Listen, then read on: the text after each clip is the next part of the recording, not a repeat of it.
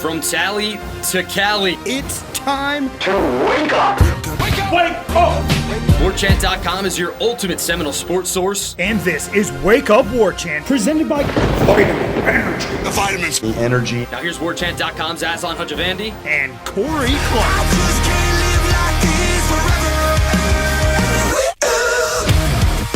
Wake up! Wake Up Warchant, presented by Vitamin Energy. Coming up on today's show, we're getting you ready for this morning's ACC Kickoff by recapping all the nonsense that was spewed at last week's SEC Media Days. Wake Up Warchant, presented by Vitamin Energy. VitaminEnergy.com. Promo code escapes me.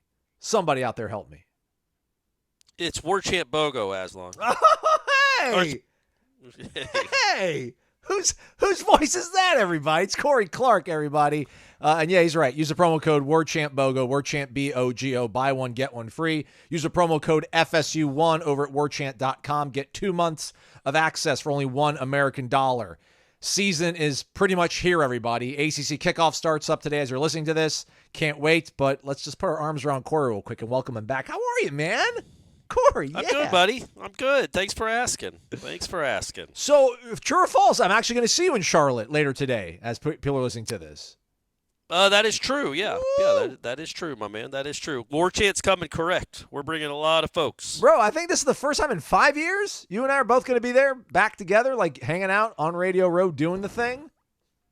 Definitely the first times, yeah, since pre-COVID, yeah. So 19 was the last. The program is a little different shape, Aslan, since the last time you and I were in Charlotte together.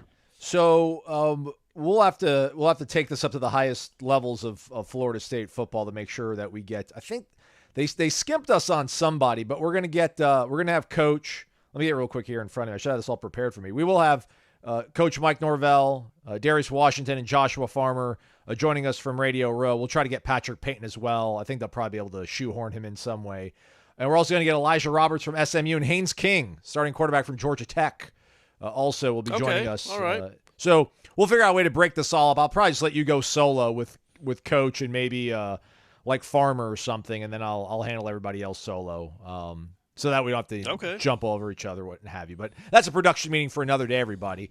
But it's exciting, Corey, right? Like it's kickoff. It's the official, unofficial start of the season, and no fireworks are going to fly out there in Charlotte, but we're just that much closer to football, so we just got to enjoy it, embrace it, right? Practice starts on Wednesday as well, too. We have official confirmation as well.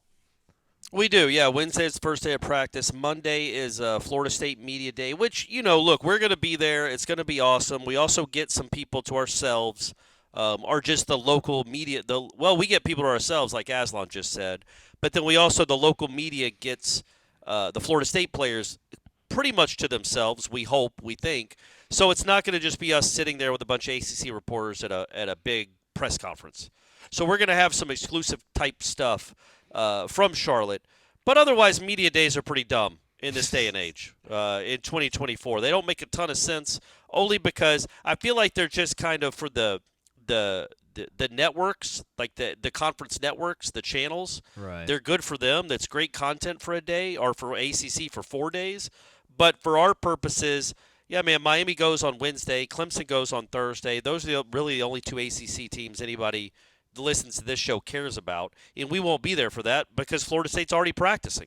Yeah. But the Commissioners Forum is on Monday too, Aslan. And after his 20-minute opening monologue, there'll probably be some interesting questions about Florida State and whatnot. We'll see how he answers those. It won't be probably much different than what we heard in May in Amelia Island. But, yeah, that goes down, I think, at noon.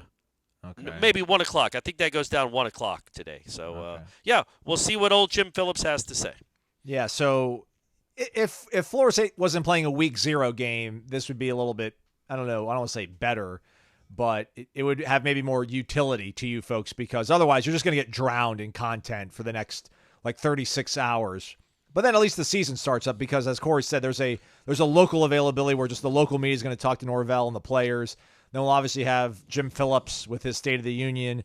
Then Norvell and the players will be in the ballroom up at the podium. We'll have that for you folks. Then they'll go into a breakout room where there's tables strewn about in a little ballroom where players are seated, and they get about 35, 40 minutes of open time to answer questions from anybody. We'll have every single person from Florida State at those breakout rooms.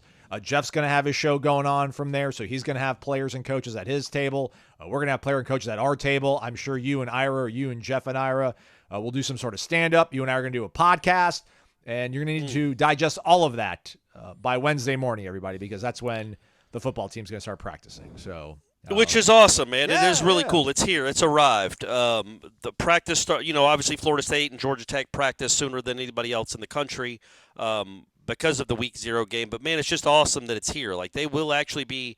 It's a real live preseason football practice on Wednesday morning. It's here. We made it.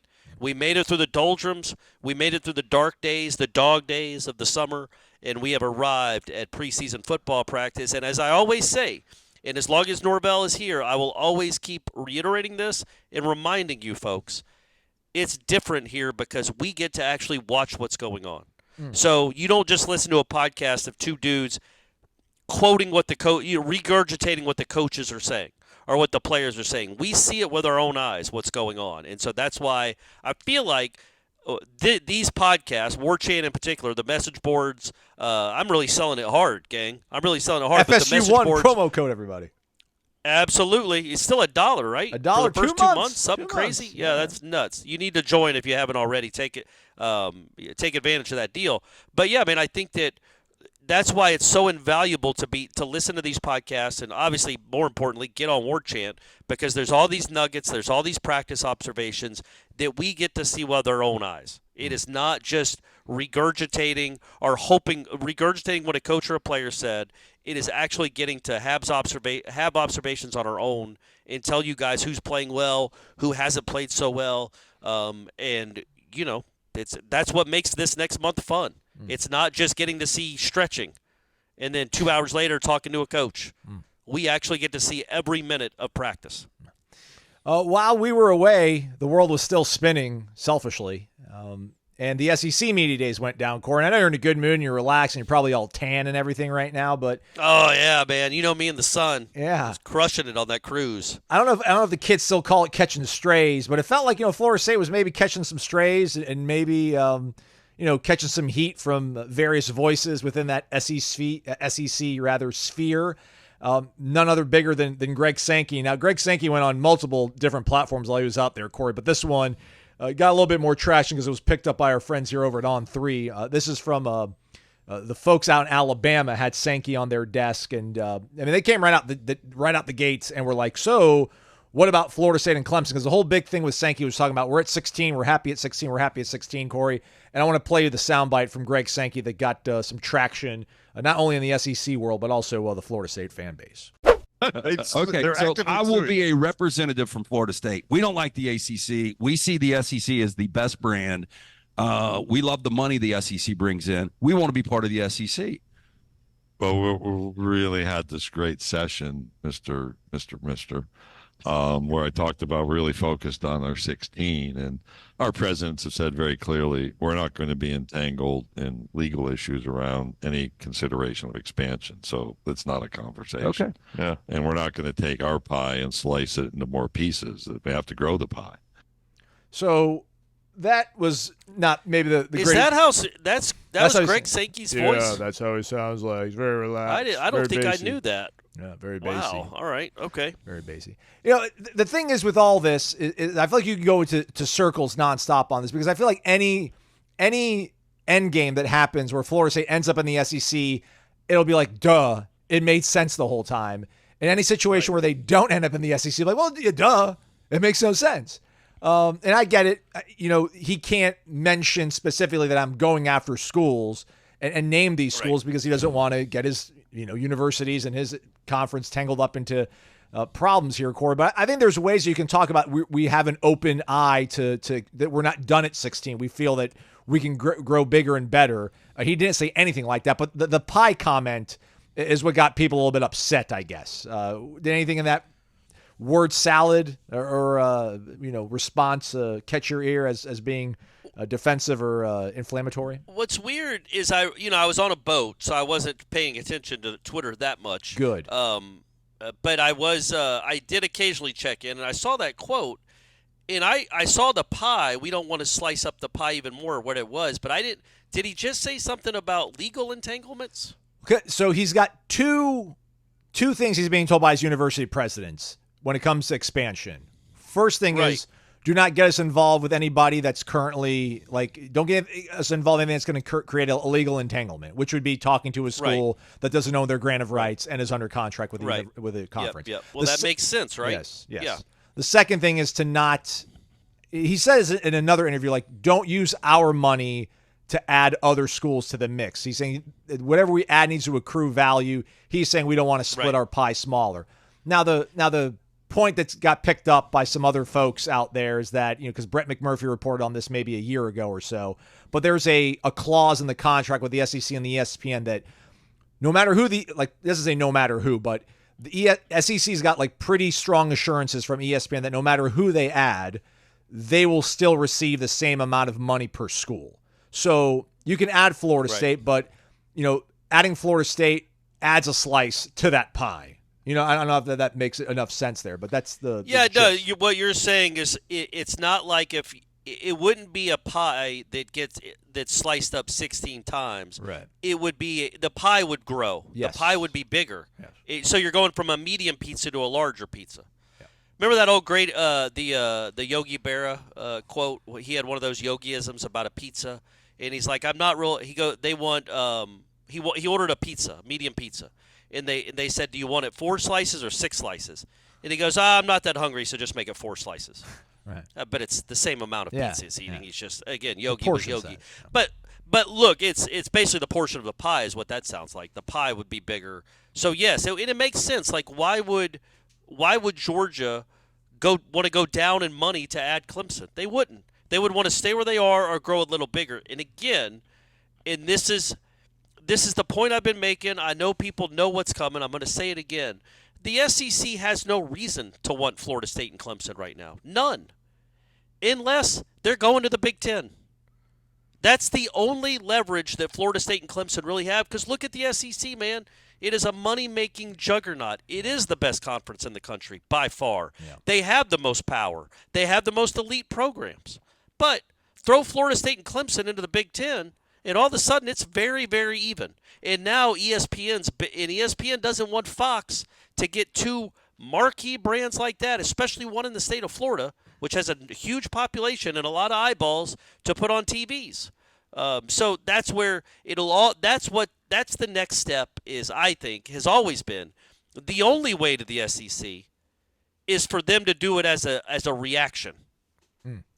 The SEC would only do it as a reaction to threatening to go to the Big Ten. And if you threaten to go to the Big Ten, or if you get a deal with the Big Ten and the SEC says, we're good, all right, then you're going to the Big Ten. No. Or the Big 12. Who knows anymore, Aslan? But you're probably not staying in the ACC. Right. It's interesting you say that because on one of the interviews that Sankey had, he talked about the fact they don't want to be reactionary, and by them grabbing Oklahoma and Texas, that showed them not being reactionary because he's taking kind of a jab at the Big Ten for having to go all the way out to California to add UCLA and USC to kind of try to keep pace, and then have to add Oregon and Washington. Basically, these are not, that was probably not plan A for the Big Ten. The probably plan for the Big Ten was for the SEC to stand pat and just be able to kind of keep going heads up with 14 versus their 14. But then the SEC adds Texas and Oklahoma, which is just an absolute, uppercut. Yeah. The combination of Oregon, Washington, USC, and UCLA is not close to the addition of Oklahoma and Texas. It's just not close. Yeah. No, those 4 entities don't add up. They're probably, USC is a big deal. Yeah. Washington, I know, was in the championship game, but when you're talking about national appeal and national brand, USC, Oregon, and UCLA is an afterthought. They don't count. Those other 3 are good football programs. They're solid football programs. They're still not at the status of Texas or Oklahoma. Now throw Florida State and Clemson into that mix with USC, Washington, and Oregon. Yeah. Again, you've trumped Florida State and Clemson, along with those 3, trump Texas and Oklahoma in a pretty big way. Florida State is on par with Oklahoma. Florida State is on par with Texas, and so is Clemson. So throw those two. So you even those 2 out. You basically Florida State and Clemson. If we're going just, I know the fan bases are a bit bigger the endowments are a bit bigger, especially at Texas. But when you're talking about ratings, when you're talking about branding, Florida State especially is right on par. Clemson's very, very close. And then you throw in USC, Oregon, and Washington. Well, all of a sudden, the Big Ten has reacted to you bringing in Texas and Oklahoma by trumping what you did. But basically like saying, okay, here, look at this, enjoy this. So, and that's I mean, man, it's, again, we keep talking about this over and over and over again. It's Fox versus ESPN. It's not the big – Greg Sankey gets told what to do by ESPN. Just like the Big Ten commissioner's name. Tony Petitti. There we go. I'll remember that one of these days. I might have to know it sooner rather than later. He gets told what to do by Fox. These guys run – the networks are running this.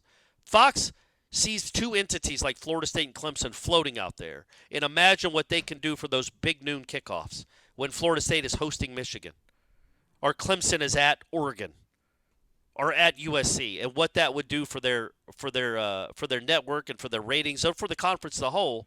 That's very, very, very appealing. So that's where I think what Sankey said didn't surprise me at all. But it also, it doesn't rule out anything. The flippin' Alliance had a deal, a handshake deal, and then the Big Ten went and stabbed him in the back 4 months later. None of these things mean anything. They're just words. They're just words right now. I'm going to need you to give me data, or I'm just going to rely on the fact that you are more well-read on this stuff. I just never feel comfortable putting Clemson in the same boat as Florida State. And I'm not trying to be a homer. I'm really trying to be objective. And what Dabo's do you mean is branding? Branding and just sustainability. Yeah. It's been 10 years, which is a long window. I guess this maybe would be me, some guy in a podcast in the year 2000 talking about, whoa, easy with the Florida State stuff. They've only been around, for 15 years barely. Yeah, so let's and then you're sitting here 25 years later, well, shoot, they're still good. And listen, it was one coach that did it in Bowden, and it's only been one coach that's done it with Dabo. And it seems like they are fully committed to football out there to a certain degree. But but at the same time, I don't want to be well, let's throw Miami in the boat here. But I don't want to see Miami totally go away. But that's neither here nor there. I will say this: in the last 43 years, Clemson has more national championships than Oklahoma and Texas combined. Hey, so they've done all right. Yeah. And Florida State and Clemson combined have 6, I think. And Texas has 1. I think Oklahoma has 2 in that span. And none since 2005 for either of them. Oklahoma's was 24 years ago now at this point. So, look, and I'm not saying Oklahoma's a great program. I'm not saying they're not. But Florida State and Clemson, I see what you're saying. I hear what you're saying. I think Clemson, Texas is a whole nother entity, man. They're on Ohio State or Alabama. But, man, I think Clemson is right on par with Oklahoma, at least as far as ratings. I don't know, in national brand and national appeal, because Clemson's been so good. As the sport has blown up and ballooned into this just behemoth that it is now, Clemson's been right there in the middle of all of it. I mean, you would say, right, in the last 12 years, the 3 best programs, if you throw Ohio State in there, the 4 best programs have been Ohio State, Georgia, Alabama, and Clemson. I mean, Clemson is known from coast to coast. So, but yeah, you're right. I don't know if it's just a Dabo thing, but, they did win a championship before him. Now, it was 1981, so it was a long time ago, and they had a bunch of kind of mediocre coaches in between Danny Ford and Dabo, but still, Clemson has proven it can win at the highest level. I think that's very, very appealing, and they have an incredible fan base. They have a great fan base that really supports that team. All right, so this comment, I think I should have the quote pulled up, but I've got the soundbite. But when I went and heard the soundbite, it did not nearly seem as inflammatory as the tweet that went out there. But this was Greg Sankey asked about playoff expansion, what they're going to be looking at. Will they truly be having the best 12 teams with the 7-5 model, and kind of what happened last year? And Greg Sankey used this opportunity to shine light on the very underrated, undervalued University of Georgia football program, Corey. I think last year, that was one of the 4 best teams, period. And there's no question. There's people in your listening audience that say, well, there he goes again. Yeah. We didn't stomp our feet. We didn't, fly banners over places. That was one of the 4 best teams. Yeah. He says something about flying banners. People thought that he said something when he said flying banners. I think he meant like angry airplane banner, not UCF National Championship 2017. Well, because banner. he said flying, not hanging. Yeah. Well, but the quote I read said hanging banners. That's why I mean, as an audio video guy, I'm like, why does everybody keep reading stuff when they could just listen to the actual words? But I get it. We don't have time to go scrub through a 50-minute video. I got mad at. I think that might have been McMurphy. I can't remember who did it. It's one of these national guys that's been around forever, and I think it was McMurphy. I could be wrong, though. They quoted DJ's tweet about not wanting to go to ACC Media Day. DJ had a great I don't know if that happened after we were done on the show, or did we ever talk about it? No, because it happened during the headlines episode, and we took like a day that's right. off. Yeah, and I think we still talked about it, but he said he didn't want to go to this thing on Monday because he wanted the guys that were a part of the conference championship team to be a part of it, which is a really nice sentiment for him. And then Brett McMurphy tweets it as DJ didn't want to be a part, he didn't want to take away from the championship team from last year. But he forgot conference championship, and my biggest problem with it was he put it in direct quotes. Well, he screwed it all up.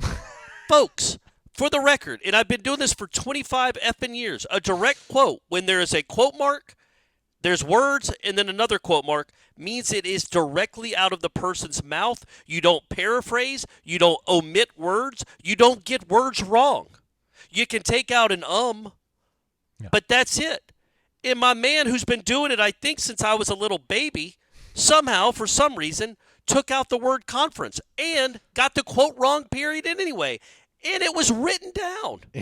Like, it's not like you had to go back and listen, and that happens sometimes when you're transcribing. You're like, I thought it said something, he didn't, my bad. He literally could read the words. He could read the words right there and quote. But for some reason, can't figure out why, he decided to leave out DJ's conference championship team and just make it championship team so he could get some engagement and people could tweet at him 63-3 and LOL that wasn't a championship team and blah blah blah, when DJ specifically said conference championship team, which, if you folks remember, they were. Anyway, so that's what like, it just, none of it matters anymore, man. None of it matters as far as, like, integrity's too strong a word. I'm not saying he wasn't being there was no integrity there. It might have been an honest mistake, and even if it was, it's not like he completely he did make a quote mean something else. Yeah. But in this day and age where everybody's so used to Snapchat and quick tweets and quick messages, get the word. You're allowed to still get the words right. Like, how does somebody quote Greg Sankey from that interview and say hanging banners? Yeah. When he said flying banners over places, which absolutely 100% means planes flying over stadiums. They could not have another meaning. But I missed it for a day. I got on Twitter, and I saw that quote, and I'm like, man, what's he talking about? Is he talking about UCF? Right. Is he talking about Florida State hanging a banner? Because Florida State didn't hang anything. And then I'm glad I was like, no, man, I'm not going to. It was 18 hours old. I was like, I'm not going to tweet about this. I'm still on a boat trying to enjoy the sun. But now that you played that, it just makes me angry. I don't know who the media person was that quoted him. That was 1010XL, by the way, in Jacksonville. And Fran Fergie, when he said the flying over the banner, he's like, or blame ESPN, is what the radio host added to the exchange there. That he got talked over.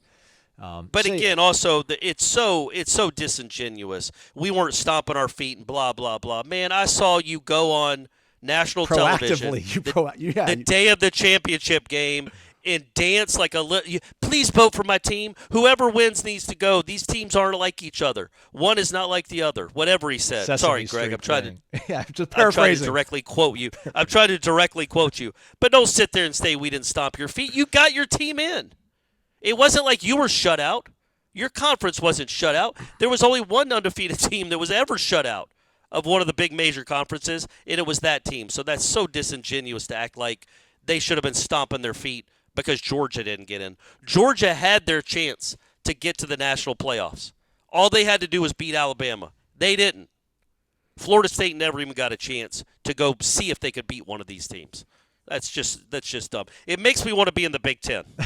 Makes it angers me. I don't trust me for all the reasons we talked about last week or 2 weeks ago. I would still much prefer Florida State to be in the SEC, but just disingenuous yapping like that just bothers me. But it's part of Radio Row at these media days. The antithesis of disingenuous is genuine, and you don't get more genuine than a half-pound all-black Angus beef burger for only $8.99 with a side dish of your choice at the Corner Pocket Bar and Grill. That's in Tallahassee, Florida, everybody. 2475 Appalachia Parkway, cptallybar.com on the internet. Corey, have you gotten back to the CP? Is this the longest you've gone without consuming CP food and cold beverages in like the last, 8 years? No, because, I sat out a bit of COVID, but also but during the COVID, I shouldn't say that. I meant while COVID was still very much a part of our lives, I sat out the Corner Pocket for a little bit. I'd go outside occasionally. But no, when I'm up in Atlanta for a couple of weeks stretch in the spring or whatever, I missed it. But no, I only missed it for I think we were there Saturday night before we left for our cruise. And then we were there again Friday night when we got back. So it was only 6 days I was gone. Look at that. So yeah, man, no, I'm not. If I'm in town, Daddy's going to be a CP, and I met a couple of fans, one in the parking lot, right when I was actually having a bit of an argument with Stephanie in the parking lot, and a fan walked up and asked for a picture, and that was very, very nice. He said, you and I keep it real. I can't remember his name because I'm terrible about that, but he knows who he is, and that was his girl. I don't know if it was his wife or his girlfriend. His lady. She was not a real fan of him not getting in the car and leaving. But so he could take a picture with me. But hey, man, I get it. We've all been there. But yeah, so I'm always at Corner Pocket, man, and I met a couple fans there Friday night who talked glowingly about you, Aslan. Oh, very nice. CPTallybar.com, 2475 Appalachia Parkway, Corner Pocket Bar and Grill. Don't forget tomorrow, Trivia Night, 7 p.m. Check them out. So how come we never get tagged in the photos that are taken with us, Corey? What happens when the people take these photos with us? They just keep it on their phone and just they show it to their friend at the office? I figure they funny. I think they go on Twitter hey, man, I got to hang out with Corey Clark the other night. Shout out to my guy at Corey_Clark. Yeah, it's funny. That guy that I was talking about meeting in the parking lot, he wanted me to tweet the picture out. And I'm like, man, on my account, I'm like, and Stephanie was with me. Stephanie was running interference. She's like, he can't really do that because, then he would have to tweet all the pictures out that he takes with fans. And then I'm like, look, man, I'm not Harrison Ford. I'm not Leonardo DiCaprio or Jay-Z. It's not like I'm posing for a million pictures. But we do pose for pictures. And if I tweeted out all of them, I'd make other people feel bad. So I was like, you can tweet it out. So we sent him long story. But anyway, it's a really good question, Aslan. I don't even know if he tagged me or not. But we did send him the picture. Okay. So I don't know if he tweeted it or not. But you're right. They should tag us. Here's the thing, though, Aslan. I don't really ever check my mentions that often. Smart man. So they might tag me a lot, and I just don't see them. All right. Hey, last thing I want to play from last week, and it's it's already kind of been discussed, but my whole hang-up with how this is all playing out, obviously, is that McMurphy released the tweet earlier in the week, and I think Jeff did a really good job of poking holes in it, but was just talking about Florida State now has garnered themselves a reputation as being a disruptive partner. And that's been kind of my whole bugaboo concern when it comes to hopping onto the SEC tanker. And Sankey I thought, might have underscored his thoughts on the whole situation as well. Corey, I want to get your thoughts on this one. There are two directives from our presidents to me. One is you do not entangle us in litigation around expansion, period. I can't be any more clear than that. You obviously have litigation around members saying, wait a second, I agreed to things and we voted on things, but I don't like that. And that's my unsophisticated commentary, and the courts will determine, where that heads. I don't know. Do we just hang our hat on, Corey, that again, once everything is settled, the exits are determined and the grant of rights are issued, that this is all it's all about money now, this entire sport, right? So if this school can do it, everything I said the last 6 months, 6 years doesn't matter any longer because now they're available. They're a true free agent. And I said what I said because I had to say what I had to say at that time. Two things. Number one, I still can't believe that's his voice. That's incredible. I guess I'd never heard him talk, or he's never been in my ears, this close to my ears, because I'm wearing a headset. Do you want him to narrate your life? Remarkable. Do you want him to narrate your life story? It's just he should be narrating a Western, some cowboy epic in the 1880s. Kevin Costner could star in it. And Greg Sankey could be the narrator. And then two, I would also like to clarify, Stephanie and I weren't having an argument.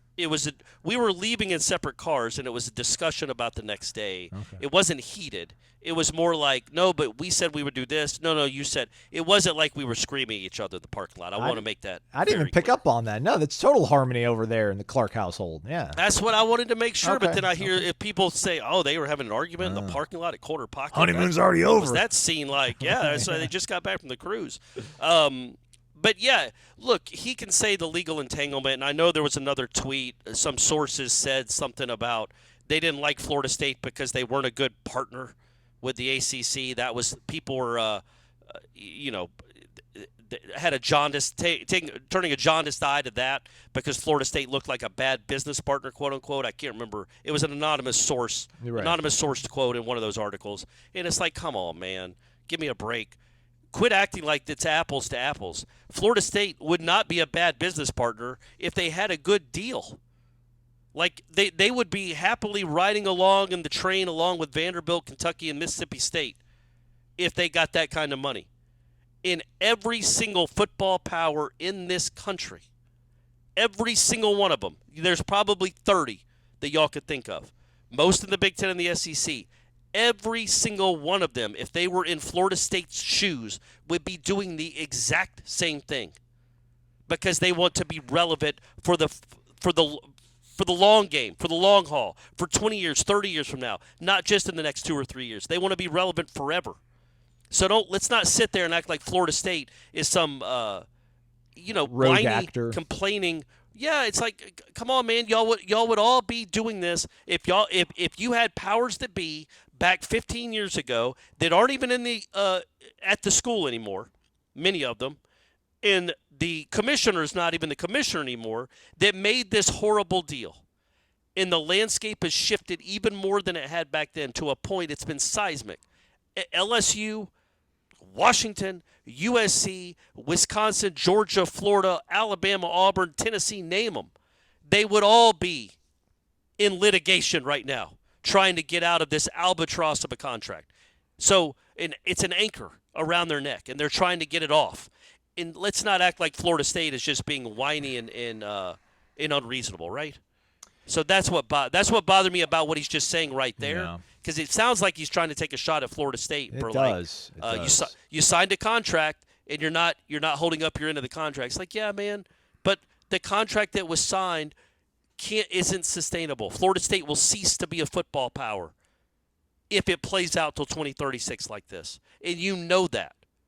And Penn State, Ohio State would all be doing the exact same thing, and every single school in his conference, not named Vanderbilt, would be doing the exact same thing if they were in Florida State's position. So, again, just more disingenuousness, disingenuity. I don't know what that word would be, but out of Greg Sankey. Yeah. And then the same thing happened again. Feinbaum said that, listen, if they do expand, it's not going to be Florida State. I hear it would be North Carolina. And then Dinich is by his side. And he's like, well, don't forget about Virginia. And he's like, oh, that's right, Virginia too. Yeah. And I don't. Again, it's all got to come down to money, because I don't think when the dust settles, it's going to be like, well, North Carolina kept their mouth shut the whole time, so let's do. We can go into business with them because they did the right thing. Whereas Florida State created all this kerfuffle. But it's like, well, let's look at the numbers. When would it be? So I just heard the SEC isn't going to expand. And they certainly don't want a bad business partner. Well, then why would they take North Carolina and Virginia? Because the only way they can take them is if the ACC ceases to exist, or they sue the ACC to get out of the conference. Well, that's the thing. But if Florida State and Clemson are the ones that end up tanking the whole thing, it's like Florida State and Clemson will have blood on their hands. North Carolina won't. They'll just have an escape vehicle. If Florida State and Clemson leave, the conference can still go on. It would probably crumble, but it could go on. It would take the schools like North Carolina and Virginia and NC State and others to be like, no, well, if they leave, we want out too. So then again, they're bad actors too. I'm talking about in the mind of people that are framing worried Florida State about in that way. Yeah. Yeah, framing Florida State as the villain. Well, okay. Well, North Carolina, Virginia can stay if they want. And again, great. I sure take North Carolina and Virginia. That would be preposterous on a number of levels. But if the Big Ten adds Florida State and Clemson, and the SEC adds Virginia and North Carolina, okay, Big Ten's the better football conference. Is that what you want, SEC? Good luck.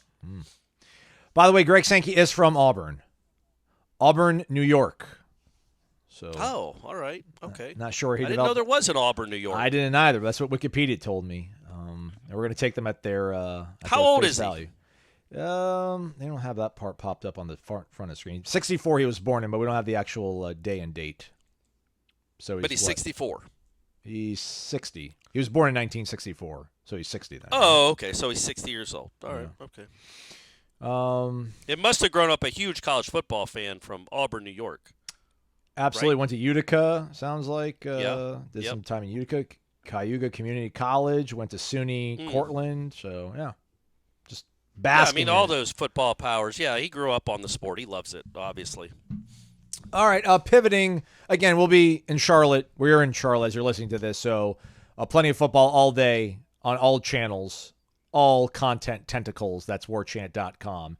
So, check it out. Jeff Cameron Show also 1 to 3 o'clock. Couple other things, Corey. While we were away, Dalen McCutcheon, top 100 overall prospect, wide receiver out of Texas, committed to Florida State. Florida State now, I think they were as high as 7 at one point over the last 8 days. They're now at number 10 when it comes to high school recruiting. But they have like 12 commitments versus everybody else has got like 20 almost. So when it comes down to average star ranking or what have you, Florida State has stayed relatively much higher than everybody else around them that's ahead of them. I think they're 2 or 3, right? Yeah. When you just do the star rankings? Well, they're like 4 when we did the Monday Smash last week with Iris, so I don't know if they okay. All right. moved up or down on that. And then on the baseball front, 8 draft picks for Florida State, most in the ACC, top 5 in the entire nation. James Tibbs III, friend of the program, 13th overall in the first round to the Giants. Cam Smith, 14th, back-to-back Noles going off the board. He goes to the Cubbies. Marco Dinges, front of the program, 4th round, 123rd overall to the Brewers, so that's probably good night, sweet prince. Jaime Ferrer goes 3 picks after him to the Twins, also front of the program. Carson Dorsey, 7th round to the O's, Irish O'Fell's O's. So, that's 2, 3, 4, 5, and 6 of the order gone. But Drew Farrow's ripping it up right now in the Cape. So we got that. And I think Lodi's has had a good Cape too, and then Max Williams is good. And look, I think two of their top prospects from high school, Hunter Carnes, who's a top 5 in the nation catcher from First Coast in Jacksonville. He's going to be coming to Florida State, seems like, and I think he was one of the second to last pick. He was like the guy ahead of Mr. Irrelevant, and then Miles Bailey, who plays at Lincoln, he's the number 1 first baseman in the country, according to some services. He's also going to be coming to Florida State. So they do have those. And I think they did. I saw that Kendall Rogers tweeted that Florida State, maybe it was the D1 Baseball's account. Again, I was on a cruise, folks. But that Florida State's prep signees, they made out pretty darn well. A lot of their guys that were that were maybe on the cusp of being drafted either told teams they weren't interested or just didn't get drafted at all or as high as they thought, and they most likely Florida State did really well with their, because you know how it is in baseball, man. You don't know your top prospects. You don't know how many are going to end up in your school, actually going to school. It seems like Florida State did well there, so that was a nice bonus. We'll see, man. I know when you get drafted in the 4th, 5th, 6th round, especially when you've been playing. Ferrer, obviously, I think is gone. Cam Smith already signed. I don't know if Tibbs has signed yet by the time you're listening to this. But, most of those guys are obviously going to go. Dinges, I was talking to a buddy about this. Obviously, I'm 90% sure he's going. It would just make sense. It's probably $400,000. I don't know what his slot would be for a 4th-round pick. $500,000, $435,000. That's a lot of money. It's good money. Obviously, Florida State's NIL, no NIL is probably going to spend that kind of money. But he got drafted as a catcher, and he never played catcher. Not at the college level, right? Not at Florida State. 1 game, 1 start at catcher. So we can't say but never. That's the position, right? But that's the position they called out for him. Right. It would be really interesting. Now, he might be an awesome catcher. He might be really good. What could he do to his value? And Marco is the only person I'm saying this about. Obviously, Tibbs, Smith, Ferrer, they all have eligibility left. Come on back, Cam. Maybe be the number 1 pick in the draft. Tibbs, you could be number 2 or vice versa. Dingus, I feel like, is the only one. And I know almost certainly he's gone. But he's the only one where it feels like there could be some gray area only because of the amount of value he could add to himself if he proved to have a real position he could play. Because the bat is elite. Clearly. The bat is really, really good. The bat is he has a major league approach, and he can hit. I think he can hit in the major leagues. But if he doesn't have a position to play, it can always be a DH, sure, but they don't like to draft DHs high. If he came back to Florida State, and I think he's still got 2 years of eligibility, I think. But so he'd still have some leverage is the point. Yeah, there. Dingus is correct. But if he came back to Florida State and either played catcher for 50 games or showed he could play left field relatively well, then, man, now you're looking at a guy that's maybe a first or second round pick. And then you go from, okay, you gave up $500,000 or $480,000, whatever your signing bonus would have been. Well, now you're getting $2.1 million. That would be worth it. But again, I don't know if that's even something that they would him and his family, his dad, who was awesome when I talked to him a few months ago for that story we did on Marco. Yeah. I don't know if that's something they'd even talk about because that's good money, man. 4th round money is good money. It's not life-changing money, but it's really good money. Being a top 20 pick is life-changing money.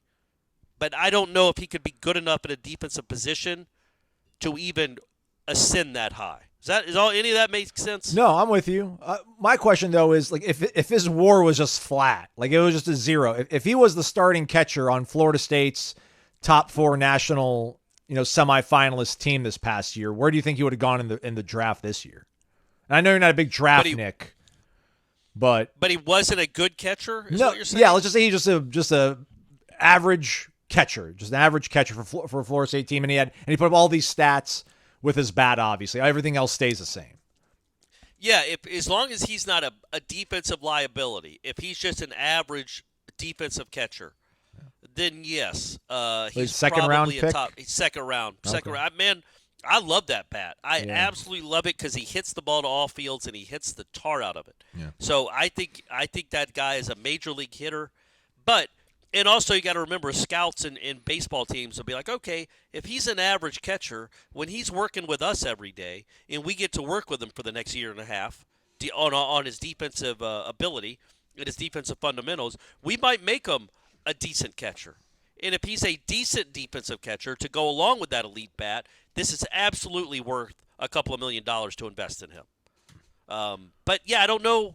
I literally he has no tape to show them at that level. I mean, he had the one game. Yeah.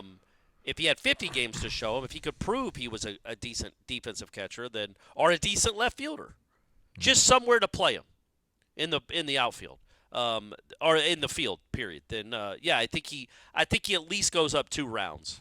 Okay. But that's a big if because I love Marco. I think he can run. I think he's a pretty good athlete. No idea if he can play. Yeah. I know he can hit. He's an elite hitter. Don't know if he has a position he can play, and even if he came back next year and proved that maybe he is a defensive liability wherever they put him, and his stock doesn't go up at all. No. So and you're one less year away from making the major leagues because you just played college baseball again instead of playing AA baseball. So I get it. I would understand why he signed. I'm expecting him to sign. There's just all the other guys seem like locks to leave. Yeah. There seems to be a little bit of gray area just because of the unknown with his defense. That was a lot. That was a lot on the college baseball draft. I'm just glad Brady Clark's in good hands. You've got this whole thing figured out. So when these problems come knocking at your door, can we film the whole thing? Like, can we do like a Hoop Dreams kind of like mini doc or whatever? Like just you and Shanna and Brady and like Steph, like hashing everything out. Sit down with like the Toronto Blue Jays GM. Yeah. Just he coming to my table. Yeah, man, sure. I'm sure that's gonna happen. Right. I'll be like, are you lost? Why are you here? Just kidding, Brady. Keep it up, man. Hey, so I did find this out. Brady did the Link Jarrett camp. Yeah, which, by the way, shout out. Sorry, I think a guy named Mike, and then the other guy, I want to say Buddy, but I don't think that was his name. But I bumped into two guys while I was walking through Hauser to go to interviews, and they both said they were big fans of the program. So I'm pretty sure one of them was Mike, and he was a dad that was out there watching his kids. So shout out to the dads. So yeah, they sent the chart back of all the times that everybody ran. And in baseball, they do the 60-yard dash because that's from, I guess that's home to second is 60 yards. So they do a 60-yard dash instead of a 40-yard dash. Because everybody runs from home to second, like throughout a game. It just happens all the time. You just run from home to second. Right, or first to third. It's a better judgment. It makes more sense than a 40-yard dash, in my opinion. It is like a it's specific to baseball. Like it is a distance that is covered in baseball. But anyway, Brady, I think, if I read the chart correctly, ran the fourth fastest time of anybody there. It's like 50 kids. It wasn't 200, and it wasn't like a prospect invite camp with all the best. Some were younger, some were older. But yeah, he ran the fourth. He ran a sub-7, which is good, I think. So he ran like the fourth fastest time of anybody there, and he's not even in Corey Clark shape yet. Yeah. Wait till he gets into Corey Clark shape, man. He's gonna be running like a 4.2840. It's happening, man. The wheels are in motion. I'm feeling good about this. I'm buying stock in Brady Clark. Man, oh man, there is no way I would like. I was thinking about that, not because it's even a remote possibility, but like, what if Brady was good enough to be a college baseball player at Florida State? Like, I couldn't still do this show, could I? You have to tap out when we start talking about baseball. Right, you know what I mean? I couldn't do headlines. I couldn't cover baseball games. Like, what would I do? Jim Henry, I think when Brian Henry was starring at Florida State as a pitcher, Jim Henry, if you don't know, is the Tallahassee Democrat sports editor and has been for a while now. I think he had taken a hiatus to help with some books and write some books. I don't think he was working covering Florida State when his son was pitching, but I can't imagine writing or talking about my son's team for a job. Like, that would be my job. That would be really hard. And I hope he makes me do it. Yeah. I hope he makes me do it. But then I'd be like, man, I think I'd rather send him to I was going to say Florida, but no chance. Yeah. Tennessee. Where would I send him to? Yeah, there you go. Sure. Good point. Yeah, he'll go to Tennessee instead of Florida State. Sorry, everyone. And imagine me being like, well, yeah, I mean, if the first baseman just would have squeezed it, I mean, they're out of the game, they're out of the inning, they win the game. And you're like, whoa. He went 3 for 5 at the plate, Aslan. Brady went 3 for 5 at the plate. We're going to take shots at Brady Clark, are we? Great. Okay, I see how it is. All right, no, because I know how I'd be. I'd be the dad that keeps it real, way too real. Right. And I'd be like, the Clark kid is killing him. He's killing him. Like, I'd be how sometimes, well, not sometimes, most times the dads are tougher than their sons than the rest of the team when they're the coach. Right. Imagine being the podcast host that's talking about a team. Of course I would be tougher on my own son than everybody else. I'm like, well, hey, who am I to say anything? My son keeps doing, so I would be awful. It just would not be good for my mental health if Brady Clark was a Florida State baseball player. We should try to get DJ's dad on, like a Sunday pod one time, or like a Monday podcast. Right? We record Mondays on Sundays. Maybe get him on the show one day and just see how he talks about it. Yeah, how he handles it. Yeah, or any of these guys. I would love to talk to dads about how they handle this. But yeah, that's a really good point, Aslan. We should do that. We should have a dad corner once a week or something. All right. Yeah. Again, Wednesday, first day of camp. Over the weekend, they broke the rock, the off-season rock, and the hammer was swung by none other than Lawrence Toafili, number 9 in your programs, number 1 in your hearts. Try and get good choice. Malik Benson looks jacked and ripped. Keziah Holmes looks firmed up, a little taut. Chris Otto, Andre Otto in the background of that one. Really good photo they took of this. Incredible, the frame rates on this. So, expecting. I'm starting to get excited. For some reason, I had anxiety. I'm like, man, it's starting. Got to get on the train, start redlining it and running fast every single day, all the day. But we're going to cover like 3 days of practice and then we get a day off. So that's going to be manageable. But you think we're going to know anything, Corey, within the first 3 days? Like that, they're obviously not going to be in pads. At least, I don't know. They change every year, it feels like. It's like, all right, they're going to do 3 days of practice. They'll take a day off, then they'll be in pads the next day.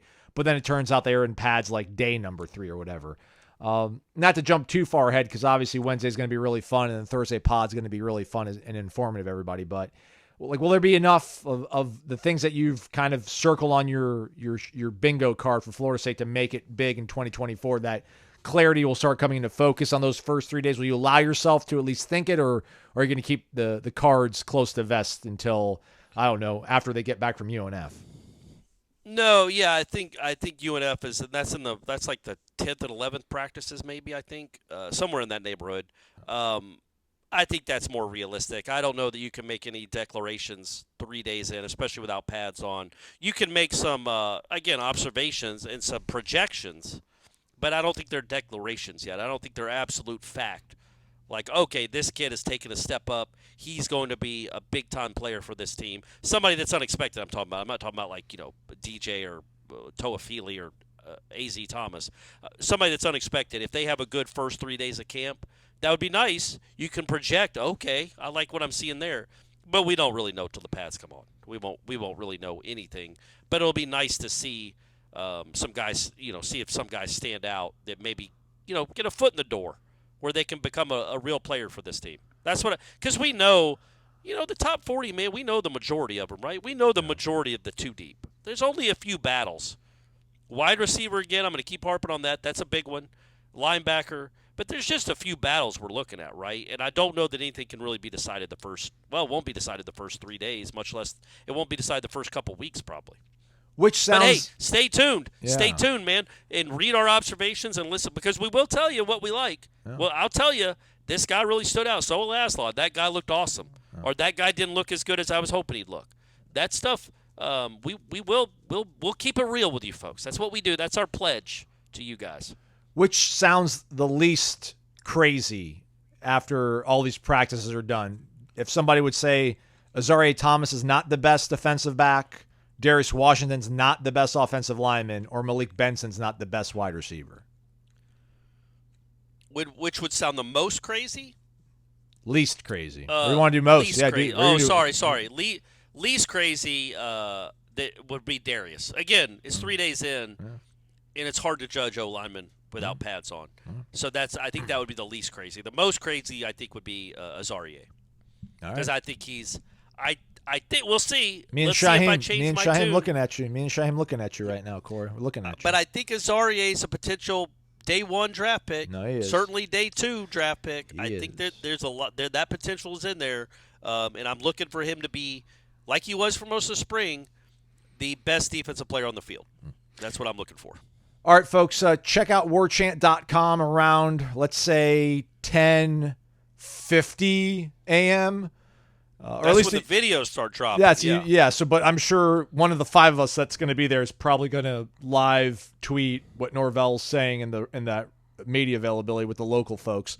That starts at 10:30. So actually, let's just say 10:30. Get logged into your computers at work, punch in, get the coffee, the DeLuna, the vitamin energy, whatever you need to get through the day.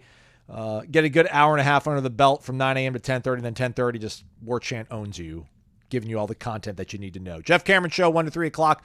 We'll be back with pods, I think, the rest of the week. I think we're back on the 5-day thing, Corey, unless your agent was able to argue something on our behalf. But no, I had to fire my agent, so I'm going to be working 5 days a week. All right. Good to be here with all of you folks. Thanks for tuning in. Corey, this is our 7th? We're starting season 7 of this together, I think. If I'm not mistaken. Really? Yeah. 18, 19, We've been together 20, longer 1, 2, than 3. Steph and I? Did we start about the same time, or was I dating Steph when we met, or not? Yeah. This will be our 7th football season together, I think. That's right. Because That's 18, crazy. 19, That's 20, crazy, 1, 2, 3, and this is the 4. Yeah. All right, time flies when you're having fun or whatever. He's Corey. It's crazy. It's crazy. I'm Aslan. Thanks for listening to Wake Up Warchant, presented by Vitamin Energy.